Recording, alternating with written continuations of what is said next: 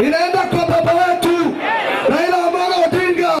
Tunataka tushike hatamu mwezi ujao 8 ili tuweze kutekeleza ndoto ya waanzilishi wa taifa letu la Kenya ambaye mmeimba tukianza hii mkutano. Sisi tunataka kuunganisha Wakenya wote. We will ensure justice for every Kenyan, whether Kikuyu, Mjaluo, Mkamba, Muluya, and in particular the marginalized communities.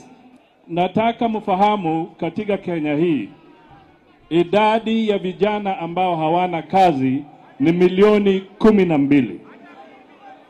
12 million young men and women are unemployed. Tukiendelea hivyo Kenya itaangamia. Tunaona ushindi uko pale mbele na ni nguvu yenu itatufikisha kule, kwa sababu lazima tuondoe serikali ambayo imeshindwa kufanya kazi ya Jubilee.